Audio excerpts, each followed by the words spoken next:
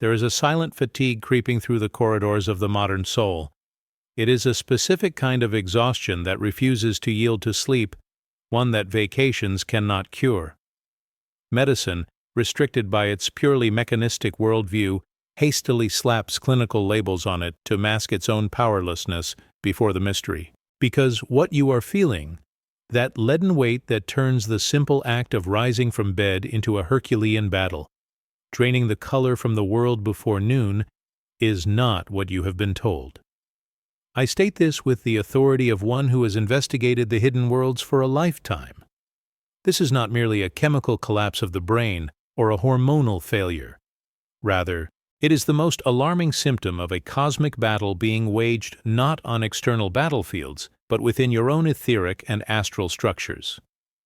You have been taught to believe the human body is a machine, a biological battery that recharges with calories and horizontal rest.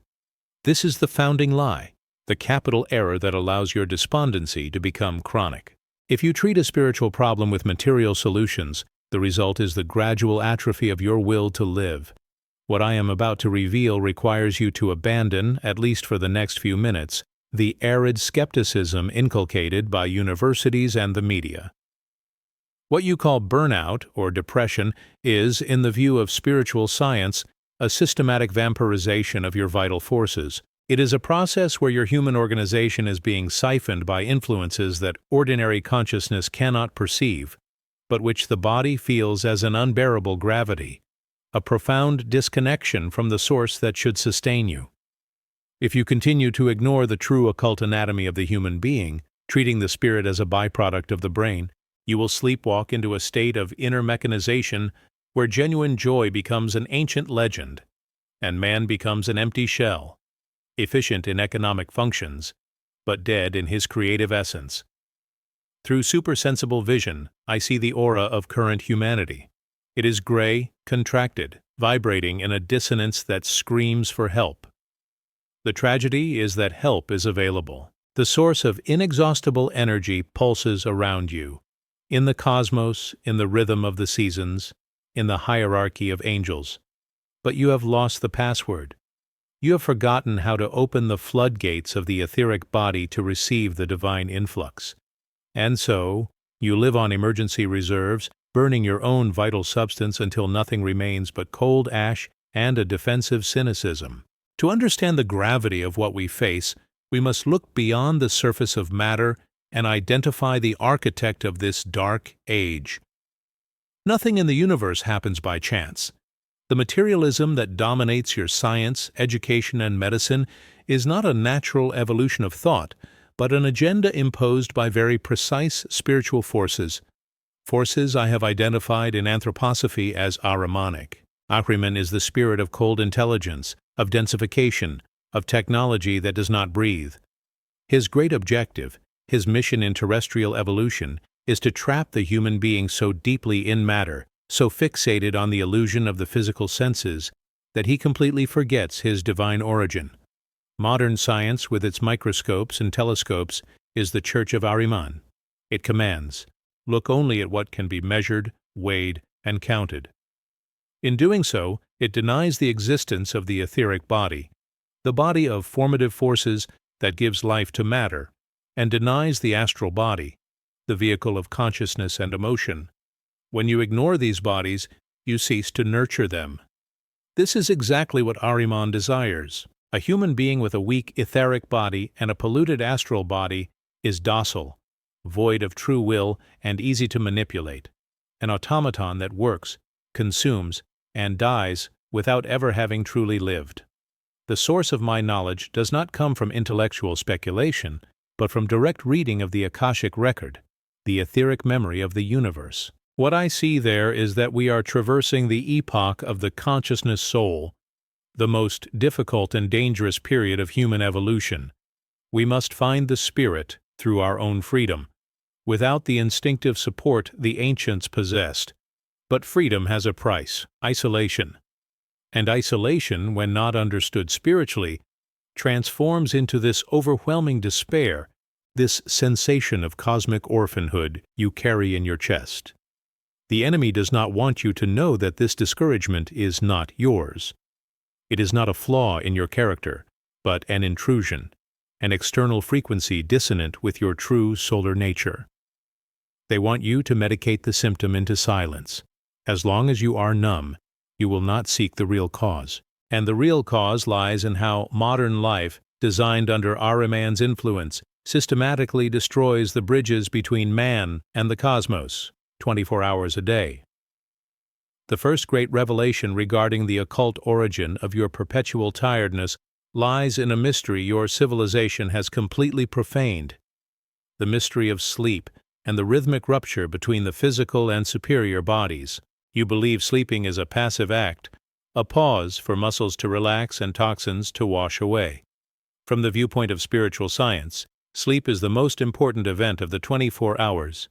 It is the moment when the self and the astral body detach from the physical and etheric bodies to travel into the spiritual world, the soul's true home. There, they should bathe in cosmic forces and meet with spiritual hierarchies, bringing back the willpower and vitality needed for the next day. The dread you feel upon waking, that sensation that the night served no purpose, that you are heavier than when you lay down, is absolute proof that this nightly journey failed. The detachment was incomplete or pathological.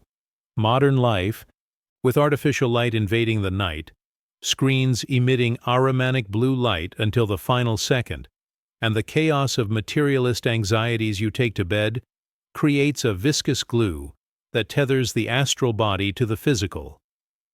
Instead of ascending to the spheres where archangels weave destiny, your astral body remains trapped in the terrestrial sphere, hovering just inches from the physical body, bombarded by electromagnetic radiation and the collective fear saturating the city's atmosphere. Instead of recharging at the divine source, the astral body continues to burn energy, processing the day's debris. Worse, it interferes with the etheric body's work of organ repair. You wake up exhausted because, spiritually, you did not sleep. You spent the night dragging chains through a spiritual limbo, never touching the living waters of the upper worlds. This leads us inevitably to the second revelation, touching the very texture of your reality: the systematic destruction of the senses and the direct attack on the etheric body through dead sensory perception. The human being possesses 12 senses, not merely 5. These are the gates through which the world enters us. In the past, looking at a landscape or the starry sky involved an exchange of essence. The life of nature flowed into the observer, nourishing the etheric body. Today, your cities and technology have created an environment of sensory death. When your eyes rest on gray concrete, unnatural straight lines, or the synthetic glare of LEDs, no life flows back to you. Instead, there is a suction. These dead forms, born of abstract intellect rather than nature's sacred geometry, demand that your own etheric body donate energy just to perceive them.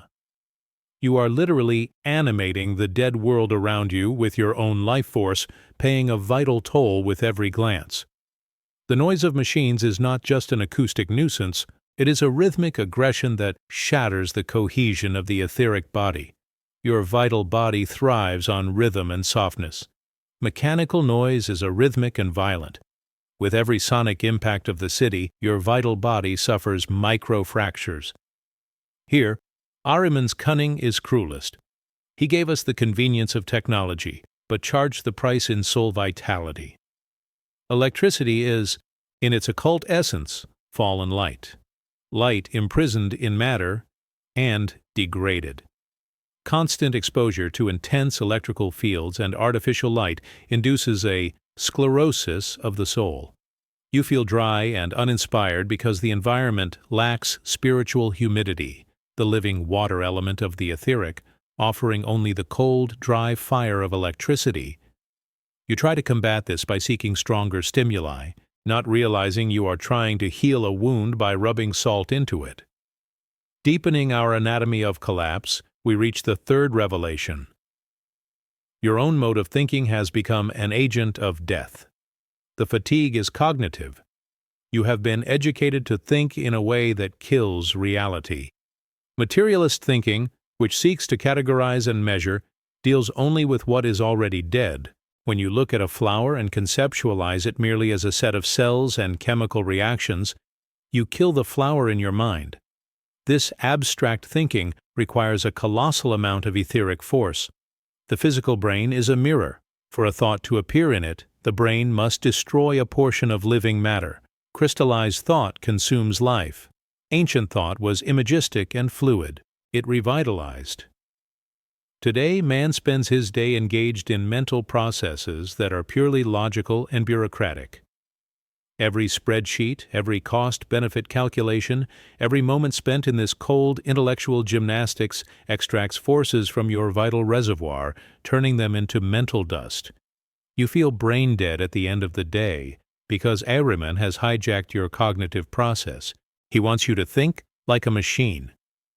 The terrible secret is that the more you think materialistically, the more you disconnect from the intuition that could recharge you. There is a fourth abyss, a revelation that weighs upon you like a tombstone. Nutrition. Under the light of spiritual investigation, what you call eating is often a slow, systematic poisoning of the human will. You ingest matter, filling your stomach, counting calories like engineers fueling a boiler, yet you remain starved of cosmic forces. The tragedy is not just sugar or chemicals, it is that modern food has lost its connection to the sky. In ancient agriculture, the peasant knew the earth was a living organism. Crops were condensations of sunlight and cosmic influence. Today, industrial agriculture treats soil as an inert sponge for synthetic nitrates, forcing rapid, bloated growth. The result is produce that looks like food, but is spiritually hollow. When you eat a vegetable grown this way, your etheric body must exert a titanic effort to destroy the structure of this dead substance, desperately trying to extract vitality that barely exists. It is a negative energy balance. You spend more vital force digesting this food than it returns to you. You're eating mineral corpses disguised as plants. Ahriman laughs, knowing that a human fed without cosmic forces becomes too heavy, too terrestrial to look upward. Your diet anchors you in the mud of materialism. Finally, the fifth revelation exposes the mortal wound in your relationship with time. The absolute loss of rhythm. The universe is rhythm. The sun rises and sets, the heart beats, the lungs breathe. Life pulses between expansion and contraction. But your civilization, ruled by the cold forces of economic efficiency, has declared war on rhythm. You live in a frantic linearity. Artificial light turns night into day. Air conditioning turns summer into winter. The economy turns time into a straight line of continuous production. When you violate rhythm, eating at any hour, sleeping irregularly, working without respiratory pauses for the soul, you create chaos in the etheric body. Furthermore, most of you spend your lives performing tasks divorced from your deep I to your karmic mission. You have become cogs in bureaucratic mechanisms. When the human being works only for survival, without love or creativity, a terrible schism occurs. The physical body acts, but the soul retracts in disgust. You spend hours absent from yourself. This vacuum is filled by Ahrimanic entities that suck your will. The exhaustion you feel is the exhaustion of the void, the fatigue of wearing a social mask while your true individuality screams suffocated. Facing this bleak panorama, you ask, is there a way out? Or are we condemned to this twilight of the soul? The answer is not sweet to those seeking magic pills. The exit requires courage, what I call a Michaelic act, an internal decision to wield the sword of consciousness against the dragon of inertia. Do not expect the world to change for you. The cure must be born from the inside out. You must begin to consciously inject spirit into every crack of your mechanized routine. It is not about fleeing to a cave, but transforming daily life. Protect your sleep as a sacred ritual. Before bed, turn off the screens that burn your soul. Perform the rukshao, reviewing your day in reverse order, observing your actions impartially. This cleanses the astral body, allowing it to detach and ascend to the spheres of healing. Reclaim your nutrition. Seek food that still contains the force of the sun, and eat with reverence, understanding you are transubstantiating nature into human force. And above all, discipline your thinking. Set aside 5 minutes a day not to think about what is useful or profitable, but to contemplate an eternal idea, an image of nature, a spiritual truth. The discouragement is the symptom of your soul asking to be born. You are pregnant with your own true spiritual self, and the labor pains are this exhaustion you feel from carrying the dead weight of the old shell. The time for choice is now.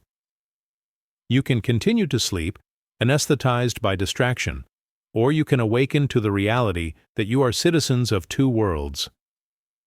The strength to overcome the gravity of earth can only come if you have the courage to raise your eyes and reconnect with the heavens.